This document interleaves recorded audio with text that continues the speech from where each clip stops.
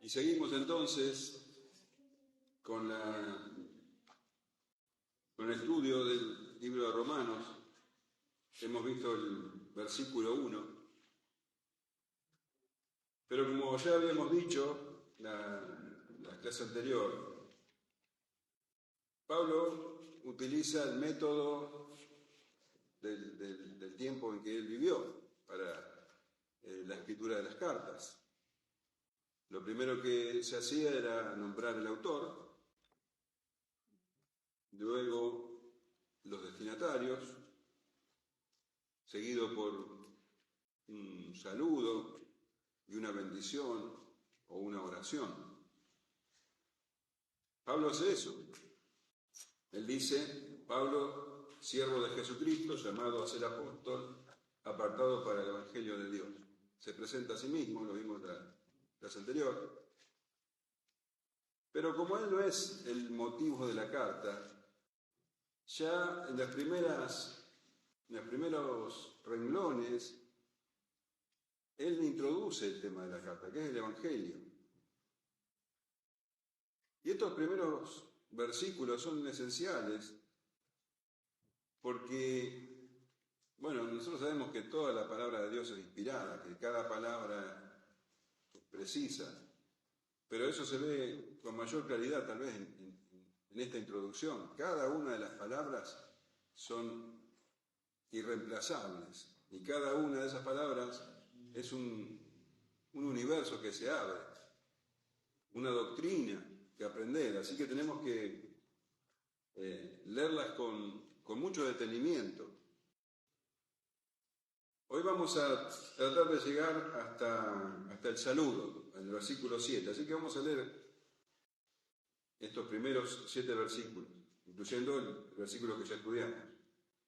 Pablo, siervo de Jesucristo, llamado a ser apóstol, apartado para el Evangelio de Dios, que él había prometido antes por sus profetas y las santas escrituras, acerca de su Hijo, nuestro Señor Jesucristo, que era del linaje de David según la carne, que fue declarado Hijo de Dios con poder, según el Espíritu de Santidad, por la resurrección de entre los muertos, y por quien recibimos la gracia y el apostolado para la obediencia a la fe en todas las naciones por amor de su nombre, entre las cuales estáis también vosotros, llamados a ser de Jesucristo, todos los que estáis en Roma, amados de Dios, y llamados a ser santos, gracia y paz a vosotros, de Dios nuestro Padre y del Señor Jesucristo. Como les decía, Pablo se presenta, es el siervo de Jesucristo, apartado para ser apóstol, y su misión era anunciar el Evangelio que no es de hombre, dice el Evangelio de Dios. De eso se trata el Evangelio. Es la narración de lo que Dios hizo. Acá el hombre no tiene ninguna función.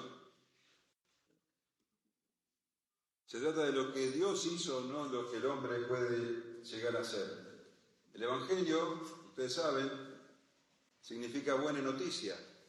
Es la buena noticia de que Dios trae salvación en un mundo hundido en el pecado. Trae salvación a pecadores que están en condenación. Este Evangelio, dice Pablo, no es algo nuevo, aunque se llama nueva noticia o buenas nuevas, no es algo nuevo, al contrario, es una verdad antigua que Dios ya había anunciado en las Escrituras. Dice que Él había prometido antes por sus profetas en las Santas Escrituras. Y este énfasis que hace Pablo al comenzar la carta es tremendamente importante porque nos habla de que el Antiguo y el Nuevo Testamento son una misma cosa, forman una unidad. Lo que el Antiguo Testamento hace es anunciar la venida del Salvador. Y el Nuevo Testamento habla del cumplimiento. En el Antiguo Testamento está la promesa o las promesas, en el Nuevo Testamento está el cumplimiento de esas promesas. Por eso no se puede separar el Antiguo Testamento del Nuevo Testamento. Y cuando se lee el Antiguo Testamento, debe leerse con ese sentido. No es una suma de historias, de poesías o de buenos consejos. No. El Nuevo Testamento está anunciando, el Antiguo Testamento está anunciando la venida del Salvador. Y eso mismo es lo que el Señor Jesucristo había dicho durante su ministerio. Vamos a leer algunos pasajes donde el Señor Jesucristo enseñó precisamente esto, que el Antiguo Testamento anunciaba su venida. Vamos a leer Lucas 4:17. En Lucas 4:17 leemos lo siguiente.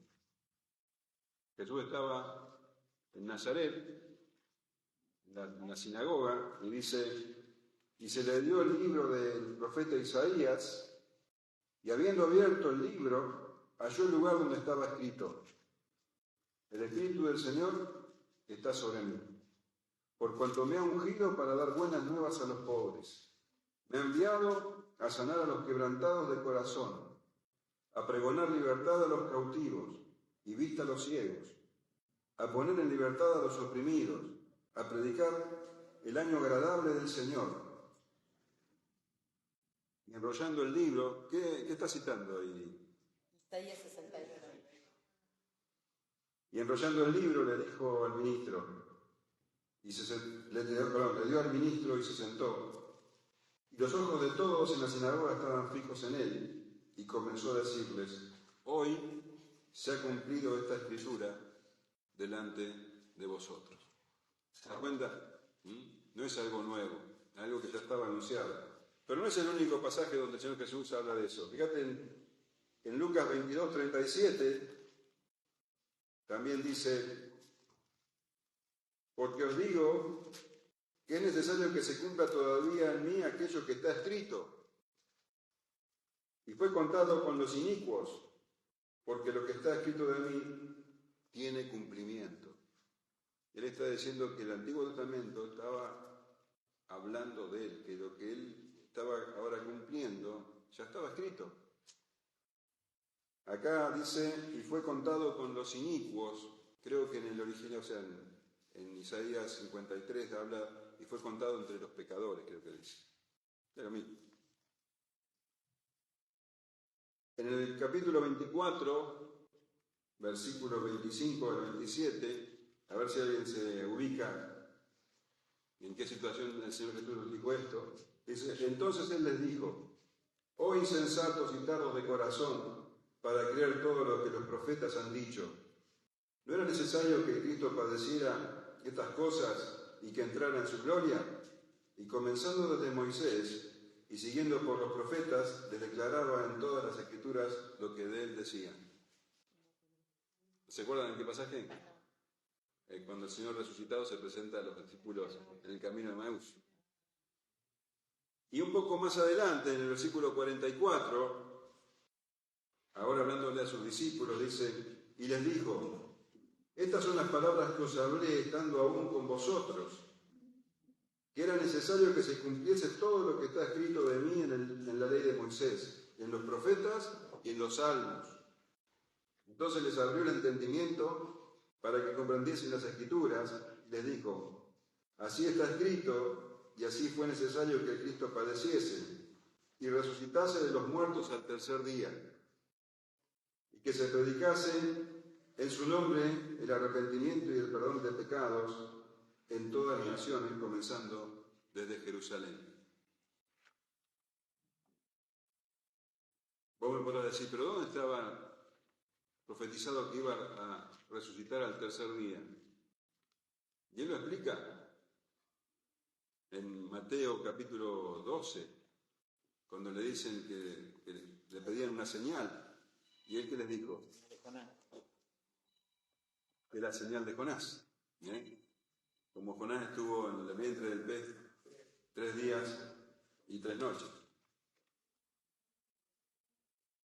Mi mamá siempre infaltable, ayer también, en Bahía.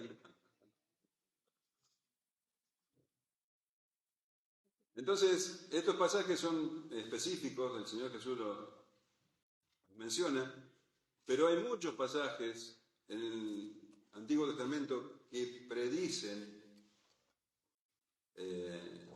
a Jesucristo, que predicen el Evangelio. Cuando Pablo habla de los profetas, está hablando de todos aquellos que hablaron en el nombre del Señor. O sea que Moisés, David, Samuel, también se los menciona como profetas. Vamos a leer algunos pasajes del Antiguo Testamento donde se profetiza, y van a ver con qué precisión se profetiza la venida del Mesías. Bueno, la primera es Génesis 3:15, cuando el Señor maldice a la serpiente. Y pondré enemistad entre ti y la mujer, y entre tu simiente y la simiente suya. Esta te herirá en la cabeza y tú le herirás en el calcañar. Está prediciendo que Jesús va a nacer de mujer, pero en el capítulo 12 de Apocalipsis también se da una interpretación que la mujer es el pueblo de Dios. Pasajes que hablan del nacimiento de Jesús. Isaías 7:14. Voy a mencionar algunos porque hay alrededor de 300 profecías en el Antiguo Testamento que se cumplen específicamente en el Señor Jesús. Isaías 7:14 dice: por tanto el Señor mismo os dará señal. He aquí que la Virgen concebirá y dará a luz un hijo y llamará su nombre Emmanuel. Que en el libro de Mateo, en el capítulo 1, se nos aclara que Emmanuel quiere decir Dios con nosotros. En Isaías 9:6 dice: porque un niño nos es nacido, hijo nos es dado, y el principado sobre su hombro, y se llamará su nombre admirable, consejero, Dios fuerte, Padre eterno, príncipe de paz. Tremenda profecía. Incluso el lugar del nacimiento del Señor fue profetizado. En Miqueas 5:2 dice: pero tú, Belén, Efrata, pequeña para estar entre las familias de Judá, de ti me saldrá el que será Señor en Israel, y sus salidas son desde el principio, desde los días de la eternidad. Hay también profecías sobre su ministerio, cuál sería la clase de ministerio que iba a llevar adelante. Deuteronomio 18:18 dice: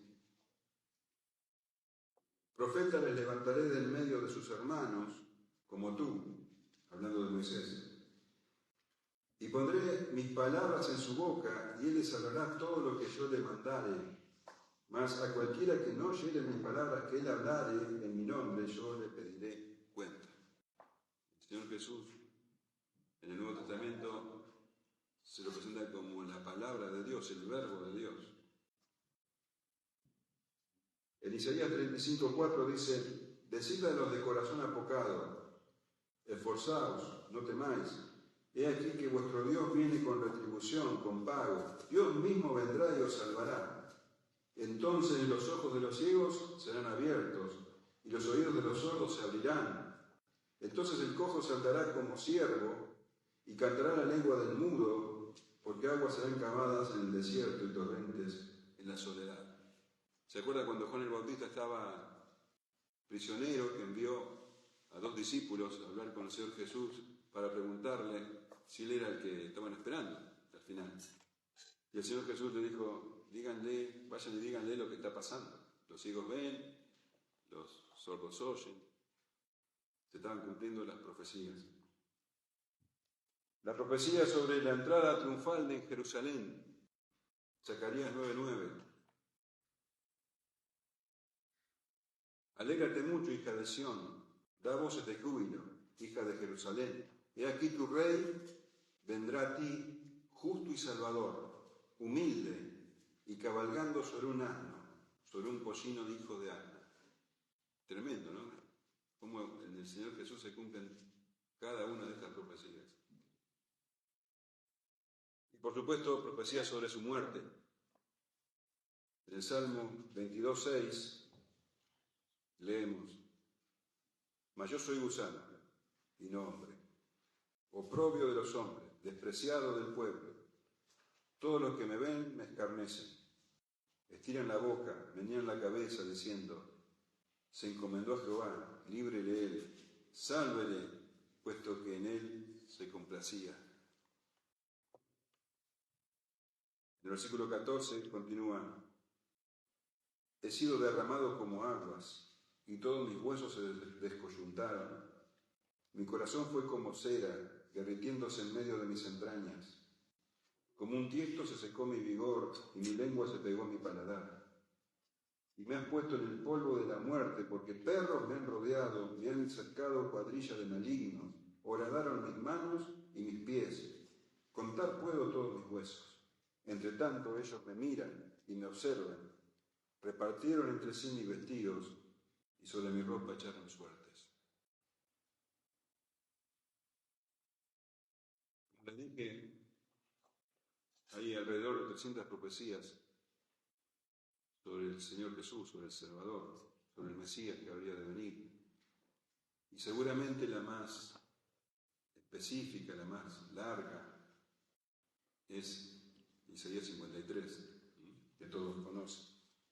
Entonces, el apóstol Pablo dice que él fue apartado para el Evangelio de Dios, un evangelio que en realidad no es algo nuevo, sino que ya los profetas habían hablado de él. Y ese evangelio, dice, es acerca de su Hijo, nuestro Señor Jesucristo, que era del linaje de David según la carne. El evangelio es sobre su Hijo, en realidad también el evangelio es su Hijo. Jesús es el Hijo de Dios. Jesús es Dios. Y la Escritura lo deja bien claro. Y Pablo comienza la carta de los Romanos dejando bien claro esto. El Evangelio es sobre el Hijo de Dios. Sobre Dios mismo hecho hombre. No hay lugar a dudas, la Escritura no deja lugar a duda sobre la deidad de Cristo. El apóstol Pablo dice en esta carta, en Romanos 9:5, de los cuales según la carne vino Cristo, el cual es Dios sobre todas las cosas, bendito por los siglos. Amén. A Tito él escribe en capítulo 2, versículo 13, aguardando la esperanza bienaventurada de la manifestación gloriosa de nuestro gran Dios y Salvador, Jesucristo. ¿Cuál es la que dijiste, la anterior? Romanos 9:5. Romanos 9:5. Colosenses 2:9 dice, porque en él habita corporalmente toda la plenitud de la deidad. Y Filipenses 2:6, el cual siendo en forma de Dios no estimó el ser igual a Dios como cosa a que aferrarse. No cabe dudas de que la Escritura deja bien en claro que Jesucristo es Dios. Así empieza el Evangelio de Juan. En el principio era el Verbo, ¿cómo sigue? Y el Verbo era Dios. El Verbo estaba con Dios y el Verbo era Dios. Entonces, lo sorprendente, maravilloso, inexplicable, es que el Hijo de Dios, sin dejar de lado su naturaleza divina, se hizo hombre. No estamos hablando del 50% Dios, 50% hombre. Estamos hablando de que Dios tomó la forma de hombre. Completamente Dios, completamente hombre. Esto se conoce como unión hipostática. Y es algo que escapa al razonamiento humano. ¿Cómo puede ser posible que Dios, el Dios que creó los cielos y la tierra, porque de Él estamos hablando, el Dios eterno, el Dios todopoderoso, se hizo hombre, rompe con todos nuestros ¿Qué más? Dios nació como bebé. Una mujer tuvo que lavarlo, vestirlo, darle de comer. Creció entre los hombres y dice la Escritura que fue despreciado entre los hombres, varón de dolores, experimentado en quebranto. Este hombre, completamente hombre, era completamente Dios. La naturaleza humana y divina, no mezcladas, sino unidas en una persona.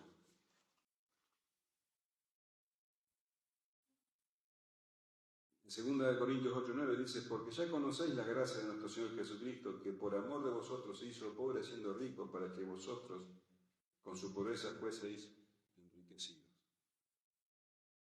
Gálatas 4:4 dice, pero cuando vino el cumplimiento del tiempo, Dios envió a su Hijo nacido de mujer y nacido bajo la ley, para que redimiese a los que estaban bajo la ley, a fin de que recibiésemos la adopción de Dios. Entonces, esto es un misterio, es algo que nuestra mente no puede llegar a comprender, como tantas cosas de la Escritura, como no podemos entender la Trinidad y tantas otras verdades que solo aceptamos por la fe. Esto es revelación de Dios, que nosotros podamos creer en esto, más allá de nuestro entendimiento. Bueno, eso se trata de la fe. Y una de las verdades, de las doctrinas más,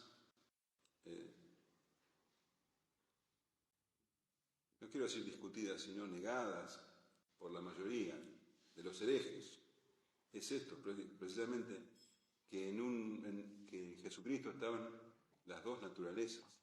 Por eso el apóstol Juan, en la primera carta, el capítulo 4, versículo 2, él dice, en esto conoced el Espíritu de Dios. Todo espíritu que confiesa que Jesucristo ha venido en carne es de Dios. ¿Te das cuenta? Que Jesucristo ha venido como hombre. Y todo espíritu que no confiesa que Jesucristo ha venido en carne no es de Dios. Y este es el espíritu del anticristo, el cual vosotros habéis oído que viene y que ahora está en el mundo. Entonces, una herejía tremenda, negar tanto la humanidad como la deidad de Cristo. El nombre de Jesucristo muestra esa doble naturaleza. Jesús es el nombre que se le puso cuando nació del vientre de una mujer. En el capítulo 1 de Mateo, vemos como un ángel le dice a José, le pondrás por nombre Jesús, porque él salvará a su pueblo de los pecados, porque Jesús quiere decir Salvador. Jesús es el nombre humano y Cristo quiere decir el ungido, el Mesías. Las dos naturalezas, humana y divina, en el nombre de Jesucristo. Y Pablo dice nuestro Señor Jesucristo. Cuando habla de Señor Jesucristo, está hablando de Dios. Ustedes saben que en la época de Jesús se manejaba una traducción de la Biblia llamada, del Antiguo Testamento llamada la Septuaginta, donde en lugar de mencionar como nosotros, Yahvé o Jehová, directamente se ponía Kyrios, Señor. Entonces cuando se habla del Señor, se está hablando de Dios. Y esto queda muy claro en esta carta, precisamente, en el capítulo 10. Fíjate, el versículo 10:9, muchos de ustedes lo saben de memoria, si confiesas con tu boca que Jesús es ¿quién? El Señor. Un poquito más abajo, en el versículo 13, Pablo hace una cita del profeta Joel. En 10:13 dice, porque todo aquel que invocar el nombre del Señor será salvo. ¿Quién es el Señor? Cristo, Jesús. ¿Sí? Ahora Pablo está citando a Joel, y cuando vamos a la profecía de Joel 2:32, dice, y todo aquel que invocar el nombre de Jehová será salvo.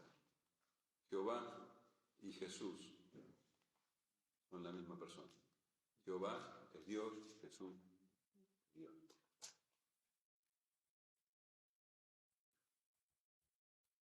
Y continúa diciendo el apóstol que el Evangelio es acerca de su Hijo, nuestro Señor Jesucristo, que era del linaje de David según la carne. También las profecías decían que Jesucristo, que Jesús el Salvador, el Mesías, debía ser del linaje de David. Si no venía del linaje de David, no era el Mesías, no era el ungido anunciado. Por eso tenemos en el Nuevo Testamento dos genealogías, la genealogía de Mateo y la genealogía de Lucas. En Mateo capítulo 1 nos da una genealogía, en Lucas en el capítulo 6 nos da otra genealogía, una de David, una de José, el padre adoptivo de Jesús, en la otra, la genealogía de María. En las dos vemos que desciende de David. Las genealogías nos muestran que Jesús es el Hijo del Hombre, desciende de David. Vamos a ver algunas profecías que hablan de esto. Hay muchísimas, te voy a mencionar dos. El Salmo 89:3 dice, hice pacto con mi escogido, juré a David mi siervo diciendo, para siempre confirmaré tu descendencia y edificaré tu trono por todas las generaciones. Jeremías 23:5 dice, he aquí vienen días, dice Jehová, en que levantaré a David renuevo justo y reinará como rey, el cual será dichoso y hará juicio y justicia en la tierra. En sus días será salvo Judá e Israel habitará confiado, y este será su nombre sobre el cual le llamarán Jehová justicia nuestra. Hay muchísimas más que anuncian que el Mesías iba a ser descendiente de David, y Jesús cumple con esas profecías. Jesús, según la carne, era el Hijo del Hombre. Pero dice que, en el versículo 4, que fue declarado Hijo de Dios con poder, según el Espíritu de Santidad, por la resurrección de entre los muertos. Ya dijimos que Jesús es el Hijo de Dios eterno.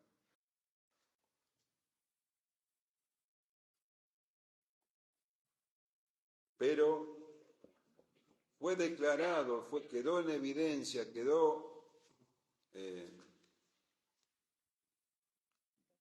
confirmado, no me sé la palabra, confirmado que Él era el Hijo de Dios por medio de la resurrección. Porque si Jesús hubiera simplemente muerto, y hubiera sido un gran hombre, pero era un hombre más. Pero cuando resucitó, quedó bien claro, quedó confirmado que Él era quien decía ser, porque solamente Dios puede vencer a la muerte. Entonces, con la resurrección, quedó declarado, confirmado que Él era Hijo de Dios con poder. Ese poder que se manifestó en su resurrección. Y ese poder provenía del Espíritu de Santidad, del Espíritu Santo. Nosotros sabemos que Padre, Hijo y Espíritu Santo son uno, Dios en tres personas, y que cada uno tiene su parte en la salvación. Cuando leemos la Escritura vemos que Jesús fue engendrado en el vientre de María por el Espíritu Santo. Y cuando se bautizó en las aguas del Jordán, cuando Juan el Bautista lo bautizó, dice que el Espíritu Santo descendió sobre él y fue lleno del Espíritu Santo. Y todo su ministerio con señales y prodigios, fue todo por obra del Espíritu Santo. Y fue el Espíritu Santo quien lo levantó con poder de la tumba. Y no solamente lo levantó de la tumba, sino que Él ascendió a los cielos y ahora está reinando con poder y autoridad. Y el Espíritu Santo fue enviado en Pentecostés para habitar en la iglesia. Y dice el apóstol en Efesios 1:18, él ora, dice, para que Dios, dice, alumbrando los ojos de vuestro entendimiento, para que sepáis cuál es la esperanza a que Él os ha llamado, y cuál es la riqueza de la gloria de su herencia en los santos, y cuál la supereminente grandeza de su poder para con nosotros los que creemos, según la operación del poder de su fuerza, la cual operó en Cristo resucitándole de los muertos y sentándole a su diestra en los lugares celestiales, sobre todo principado y autoridad y poder y señorío, y sobre todo nombre que se nombra, no solo en este siglo, sino también en el venidero, y sometió todas las cosas bajo sus pies, y lo dio por cabeza sobre todas las cosas a la iglesia. Ese poder que resucitó Jesucristo sobre los muertos, ese poder vivificante, ahora está en la iglesia. El Espíritu Santo opera ese poder para darnos vida, habiendo estado muertos en nuestros delitos y pecados. Él nos da vida, nos da fe, nos da arrepentimiento, convicción, valor. Esa es la obra del Espíritu Santo en la iglesia. Entonces, Jesucristo era el Hijo del Hombre y lo vemos a través de las genealogías. Es el Hijo de Dios que lo hemos confirmado en la resurrección. Y ese Jesucristo, dice Pablo, en el versículo 5, y por quien recibimos la gracia y el apostolado para la obediencia a la fe en todas las naciones por amor de su nombre. Por eso cada palabra que el apóstol Pablo va hilvanando es esencial. Ahora él dice, ese Jesucristo, del que hablan las profecías, ese Jesucristo que anunciamos, que es el Hijo de Dios, que cumple con el requisito de venir del linaje de David. Ese Jesucristo es el que nos dio, y él habla en plural, pero está hablando de sí mismo, la gracia y el apostolado para la obediencia a la fe en todas las naciones por amor de su nombre. Él va hilando palabra tras palabra. Entonces Pablo está hablando de él. Pero cuando habla de él, habla también de todos nosotros. Porque él recibió la gracia y también el servicio, como cada creyente. Todo creyente recibe la gracia y recibe también el servicio. Pablo dice, ¿y por quién recibimos en primer lugar la gracia? Y todo el libro de Romanos va a hablar sobre eso, sobre la gracia. La gracia, otra vez, es el don inmerecido de la salvación. Es lo que el hombre nunca va a poder alcanzar por sus propias fuerzas. Es solamente gracia, por gracia sois salvos por medio de la fe. Y esto no de vosotros, sino que es don de Dios, no por obra, para que nadie se gloríe. Es solo gracia. Y también Pablo, y lo hablamos en la clase anterior, era completamente consciente de esa gracia. Porque si alguien, él decía, si alguien no merecía la gracia, si alguien no merecía el favor de Dios, era él, que fue un perseguidor de la iglesia. Sin embargo, Pablo dice, yo recibí la gracia. Y de eso va a hablar muy largamente a lo largo de la carta. La gracia. La gracia a los pecadores. La gracia que de ninguna manera se merece. En el capítulo 3, en el versículo 24, Pablo dice, siendo justificados gratuitamente por su gracia, mediante la redención que es en Cristo Jesús. Ahora esa gracia da la salvación, pero también da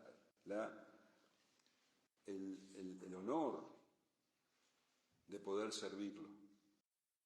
Pablo recibió el honor inmerecido de ser un apóstol. Él recibió también el apostolado. Él fue comisionado a llevar este evangelio, dice,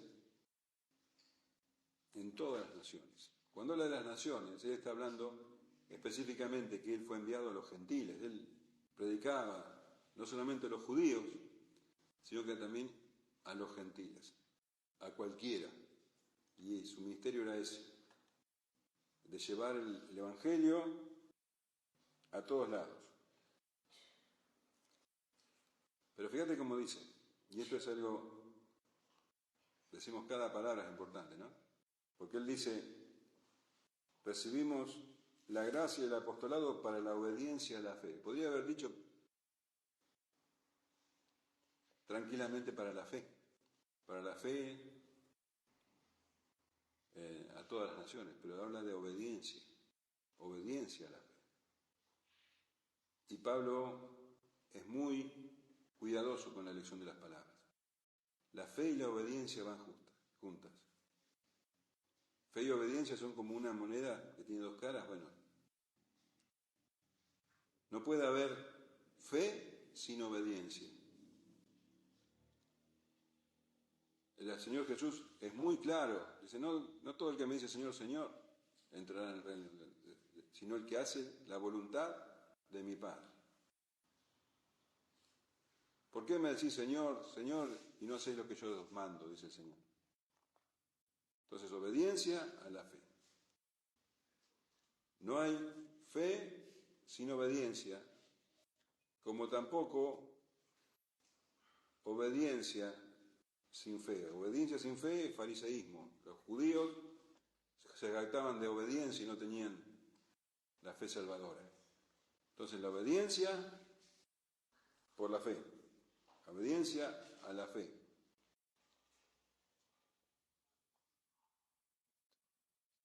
En este tiempo circulan con el afán de agrandar las iglesias, de juntar mucha gente, circulan algunas falsas doctrinas que van en contra de lo que la Escritura dice. No hay fe sin obediencia. Por eso se escucha hablar de creyentes que aceptan a Jesús como Salvador, pero no como Señor. No existe eso. Un creyente debe someterse necesariamente a la soberanía de Cristo, al señorío de Cristo. Aquel que no se somete, el Señor dice, aquel que no deja, el que quiera salvar su vida la perderá, dice. El que no toma su cruz y se niega a sí mismo no puede ser mi discípulo. No existe aquel que acepta como Salvador y no como Señor, como tampoco existe lo que se llama el cristiano carnal. En 1 Corintios capítulo 3, Pablo le dice a los corintios, ustedes son carnales. Pero lo que está haciendo Pablo en 1 Corintios capítulo 3 es retarle a los corintios, los está exhortando. Les está diciendo, ustedes con todas las divisiones que tienen, parecen que son del mundo. Son bebés espirituales. Ya es tiempo de que crezcan. No le está diciendo, ustedes son cristianos carnales. No, le está diciendo, la impresión que dan es que son como el mundo, carnales. No existe algo como un cristiano que, nunca crece, que está en un estadio y su conducta es siempre la misma. No. La palabra dice que el Espíritu Santo nos va llevando por la verdad, por el camino de la verdad, para que todos crezcamos a la estatura de la plenitud del varón perfecto, dice, de Jesucristo. Entonces, la vida en el Evangelio es una vida de constante crecimiento, cada uno a su tiempo, pero el que tiene el Espíritu Santo no puede de ninguna manera se puede estar en el medio. ¿Sos cristiano o no sos cristiano? ¿Sos espiritual o no sos espiritual? Y la persona espiritual no es la que tiene manifestaciones extraordinarias. La persona espiritual es la que tiene el Espíritu Santo. O tenés el Espíritu Santo o no lo tenés. Entonces, dice, la obediencia a la fe en todas las naciones por amor de su nombre.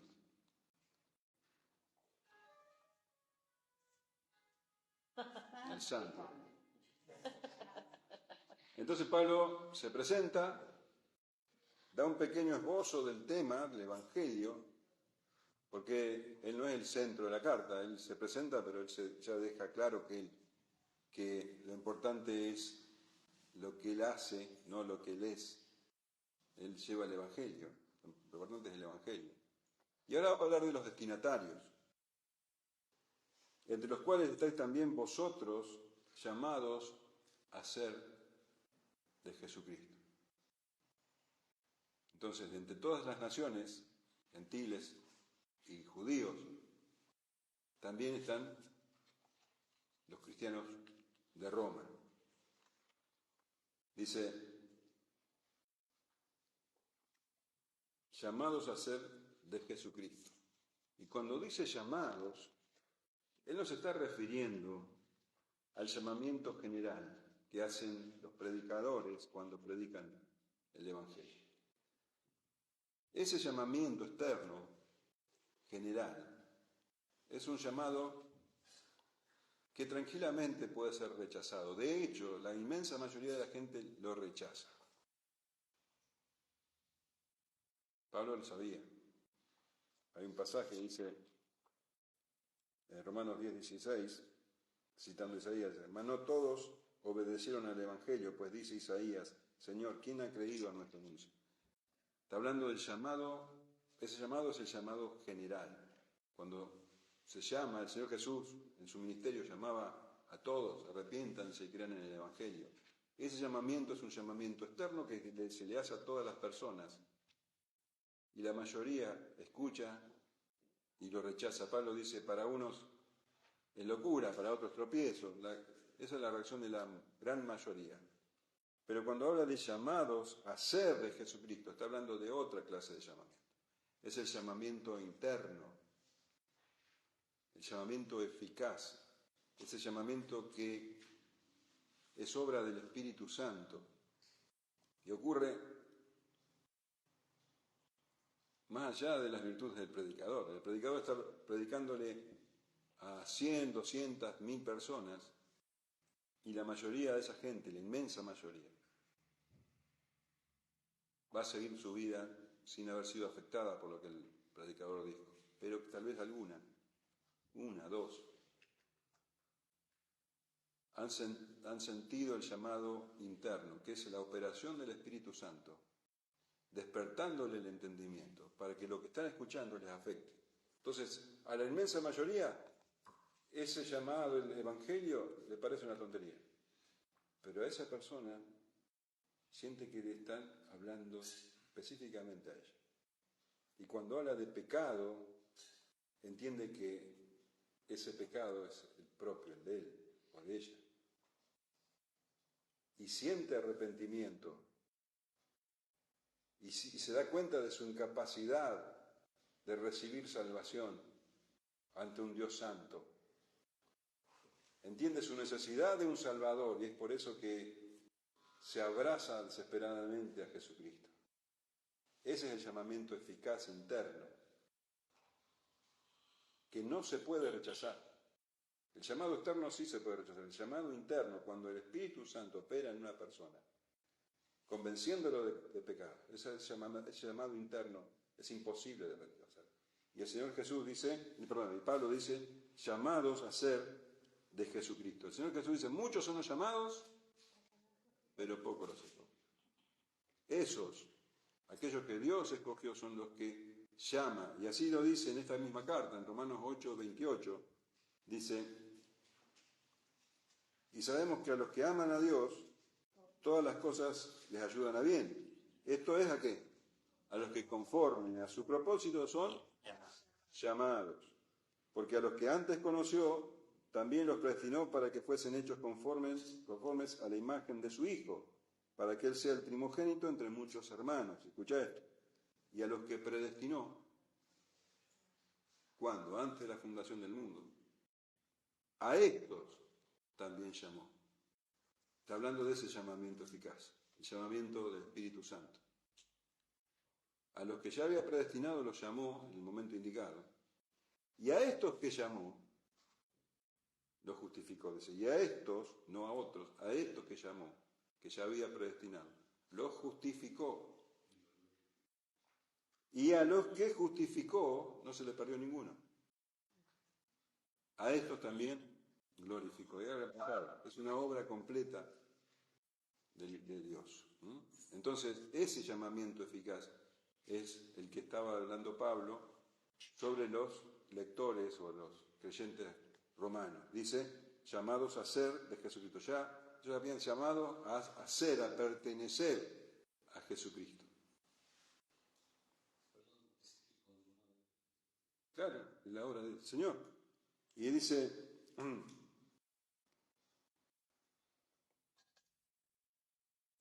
Romanos 9:23, y para hacer notoria la riqueza de su gloria, la mostró para con los vasos de misericordia que Él preparó de antemano para gloria, a los cuales también ha llamado, esto es, a nosotros, no solo a los judíos, sino también de los gentiles. En 1 Corintios 1:9 dice, fiel es Dios, por el cual fuisteis llamados a la comunión con su Hijo Jesucristo, nuestro Señor.